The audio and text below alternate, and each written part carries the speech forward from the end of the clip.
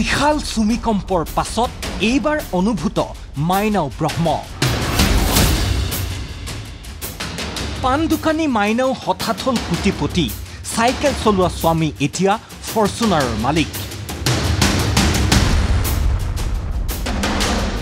ক'ত কিয় কেনেকৈ এইবোৰ হয়তো বহলাই নকলেও হ'ব, বুজিবলৈ এই ফটোখনেই যথেষ্ট।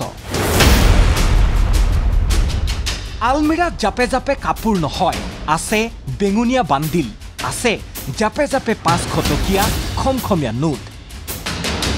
আৰু টকা ভৰ্তি আলমিৰাৰ সন্মুখত এয়া মাইনাৰ পোজ। ট্ৰেডিঙৰ নামত বাক্সাৰ মুছলপুৰত লুণ্ঠনত নামিছিল এইগৰাকী মহিলা। নাম মাইনাও ব্ৰহ্ম, ঘৰ পশ্চিম বাংলাবাৰী। 8,000 বিনিয়োগকাৰীৰ প্ৰায় 100 কোটি টকা আত্মসাৎ কৰাৰ অভিযোগ। পইচা তাৰমানে আমি ভাবিব নোৱাৰোঁ, তাৰমানে 100 কোটিৰো অধিক তাৰমানে আমাৰ পৰা তাৰমানে তেখেতে প্ৰলোভন দি তাৰমানে আমাৰ পৰা আদায় কৰি লৈছে। এনেকৈ দিম কিবা দিম এনেকৈ এইবিলাক তাৰমানে কৈ পেলাই বহুত বিভিন্ন প্ৰকাৰৰ তাৰমানে প্ৰলোভন দি পইচা আদায় কৰিছে। তাৰমানে 8,000 গ্ৰাহকক ৰাম ঠগন দি এতিয়া অন্তৰ্ধান মাইনাও। মুছলপুৰ সদৰ থানাত উপায়ন্তৰ ইনভেষ্টৰৰ ভিৰ, দাখিল একাধিক এজাহাৰ। তাৰমানে ট্ৰেডিং কৰিছোঁ কিবা কৰিছোঁ তেনেকৈ তাৰমানে কিবা কিবি কয় আৰু আমি বেংকত লোনত দি দিওঁ তেনেকৈ কয় তাৰমানে। তাৰপিছত আমাক পাৰ্চেণ্ট দিম কিবা দিম অলপ সেনেকৈ দিম এইবিলাক তাৰমানে কথাবিলাক কৈছে আৰু। আমাক চেক দিছে, কিবা কি কয় এইটো দলিল দিছে কিবা দিছে এনেকৈ আৰু ব্লেংক চেক দিছে। মূলধন 3-4 গুণ পৰ্যন্ত কৰি দিয়াৰ প্ৰলোভনেৰে অঞ্চলটোত পেলাইছিল প্ৰবঞ্চনাৰ জাল। সহজ ধনৰ আশাত লাখে লাখে ধন জমা দিছিল প্ৰায় 8,000 লোকে। মাইনাও ব্ৰহ্মই গ্ৰাহকক প্ৰদান কৰিছিল ভুৱা চেক। বিনিয়োগকাৰীক পতিয়ন যোৱাবলৈ দলিলত কৰোৱাইছিল চহী। আৰু এই সমস্ত কাৰবাৰত মাইনাও সহযোগ কৰিছিল স্বামী সমীন স্বৰ্গীয়াৰীয়ে।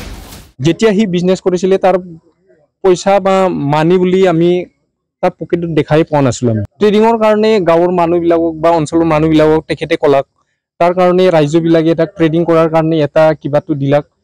ঠিক তেনেকুৱা সি ট্ৰেডিঙৰ কাৰণে ৰাইজবিলাকৰ পৰা পইচাটো লৈ লৈছে। তাৰমানে মানে 8,000 মানুহ পপুলেশ্যন থোৱাটো আমি গম পাওঁ। তাৰ ফৰ্চুনাৰ আছে, তাৰ গাড়ী নাম্বাৰ মই ক'ব পাৰোঁ, স্কৰপিঅ' আছে, ট্ৰেক্টৰ আছে, মাটি আছে, বিল্ডিং আছে, অট্টালা আছে, মই চবখিনি ক'ব পাৰোঁ তাৰমানে গাঁৱৰ মানুহ হিচাপে।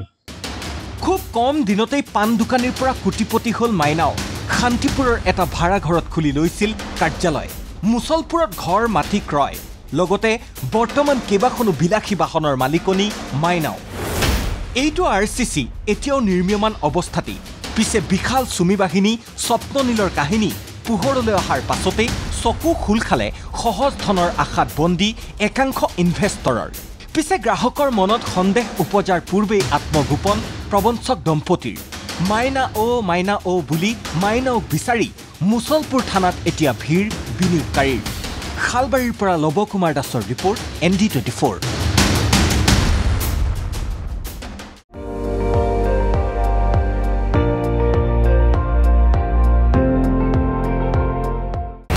আপুনি চাই আছে ND24, সৰ্বশ্ৰেষ্ঠ নহয় সৰ্বোত্তমৰ দৌৰ।